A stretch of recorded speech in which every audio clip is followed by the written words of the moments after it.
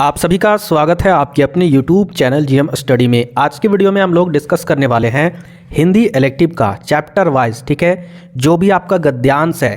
क्योंकि हिंदी इलेक्टिव में मैंने आपको पिछले वीडियो में ही बता दिया था, बुक से बहुत सारे क्वेश्चन आपके एग्जाम में आने वाले हैं। कितने नंबर के? टोटल 24 मार्क्स के आपके बुक से ही क्वेश्चन आएंगे और इसमें ज़्यादा लगभग 60 से 70% जो क्वेश्चन रहेंगे वो आपका गद्यांश से क्वेश्चन रहेगा, ठीक है। जो कहानी है उससे क्वेश्चन ज़्यादा नहीं रहेगा, ज़्यादातर आपका गद्यांश से क्वेश्चन रहेगा, ठीक है। तो बुक को पढ़ना आपके लिए बहुत ही ज़रूरी है। 16 नंबर का जो क्वेश्चन आएगा विदाउट बुक पढ़े हुए, वो वाला तो 2 से 3 या फिर 4-5 वीडियो में कवर हो जाएगी।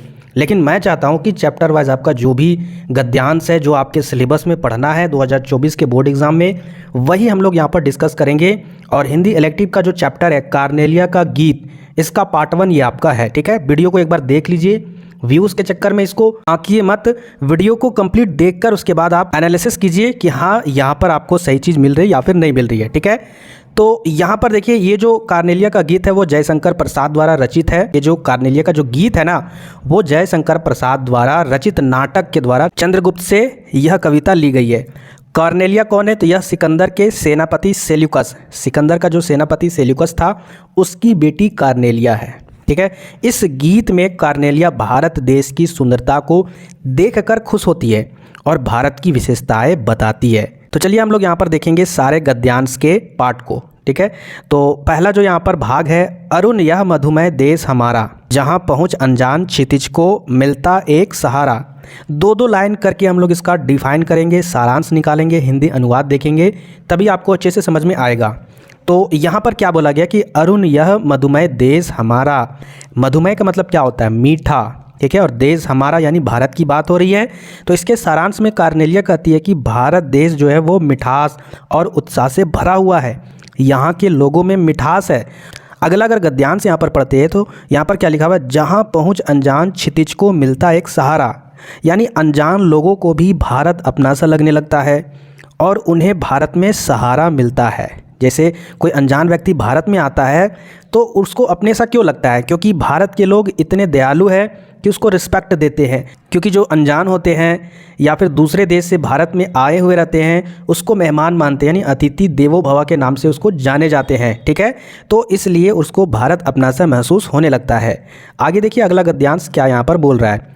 सरस तामरस गर्भ विभा पर नाच रही तरु शिखा मनोहर, छिटका जीवन हरियाली पर मंगल कुमकुम सारा। यहाँ पर हो जाएगा, थोड़ा सा बिंदु छूट गया है तो आप इसको ध्यान से देखिएगा। ये गद्यांश क्या बोल रहा है? सरस तामरस गर्भ विभा पर नाच रही तरुशिखा मनोहर। इसका मतलब है इस देश में सूर्य उदय यानी जब सूरज उगता है उसका दृश्य बहुत ही आकर्षक और मनोहर होता है। जब भी सूरज उगता है उस समय तालाबों में कमल के फूल खिलकर अपनी सुंदरता बिखेरते हैं और सूरज की किरणें उन पर नाचती सी दिखती है। यहाँ का सारा जीवन सरल और मनोहर लगता है, ठीक है। ये आपका ये लाइन बोल रहा है। इसके बाद छिटका जीवन हरियाली पर मंगल कुमकुम सारा। इसका मतलब है भारत की हरियाली से भरी जीवन पर जब सूर्य की किरणें पड़ती है तो ऐसा लगता है कि जैसे हर और मांगलिक कुमकुम बिखरा हो, ठीक है। कुमकुम आप लोग जानते हो कि कैसे कलर का होता है, तो उस तरीके से ऐसा लगता है कि जैसे मांगलिक कुमकुम के जैसा बिखरा हुआ हो, जैसे सूर्य की किरण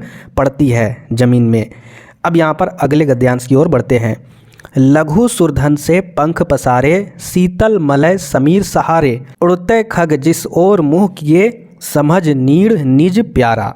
देखिए समझिए ध्यान से, इसमें बोल रहा है कि प्रातः काल मलय पर्वत यानी सुबह में मलय पर्वत की शीतल पवन का सहारा लेकर इंद्रधनुष के समान सुंदर पंख को फैलाकर पक्षी भी जिस ओर मुंह करके उड़ते हैं ना, वही उनके घोंसले हैं। यानी इसका मतलब वे भारत को ही अपना घर मानते हैं, ठीक है। ये अपना सा महसूस होता है या फिर उनको लगता है कि वो अपना घर है। देखिए अगर आप थोड़ा भी समझे होंगे ना तो क्वेश्चन करने के बाद या मैं आपको कुछ क्वेश्चन करवाऊंगा और देखिएगा यहाँ पर जैसे आप क्वेश्चन का आंसर दीजिएगा खुद ब खुद आपको पता चल जाएगा कि हाँ रियली में आपको 100% समझ में आ गया। अब देखिए यहाँ पर क्वेश्चन क्या है, का नंबर क्वेश्चन, उड़ते खग किसका प्रतीक है? पक्षियों के समूह का, समस्त संसारिक मनुष्यों का, पक्षी विशेष जनजाति का, बाज पक्षी का। क्या आप लोग इसका आंसर दे सकते हो कमेंट बॉक्स में? अभी मैंने आपको सारांश में डिटेल से बताया है, तो उड़ते खग का प्रतीक किसका है, ये आपको बताना है कौन सा ऑप्शन सही होगा। तो क्वेश्चन नंबर का जो उत्तर है वो आपका ऑप्शन नंबर दूसरा होगा, समस्त संसारिक मनुष्यों का। अब यहाँ पर बहुत सारे स्टूडेंट इसको मारे होंगे, ऑप्शन नंबर पहला पक्षियों के समूह का।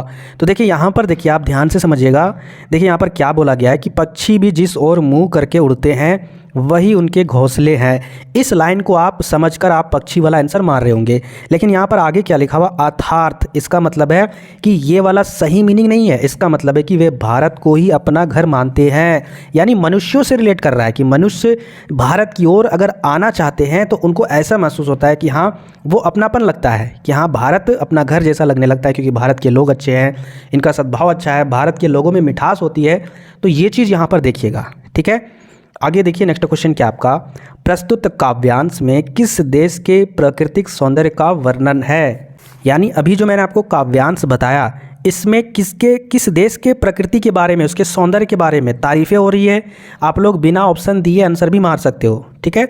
ऑस्ट्रेलिया के बारे में, भारत के बारे में कि जापान के बारे में, तो इसका सही उत्तर हो जाएगा भारत देश के बारे में। कार्नेलिया वही ना बोल रही है। आगे देखिए नेक्स्ट क्वेश्चन क्या आपका, गा नंबर क्वेश्चन, मधुमेह देश से क्या अभिप्राय है।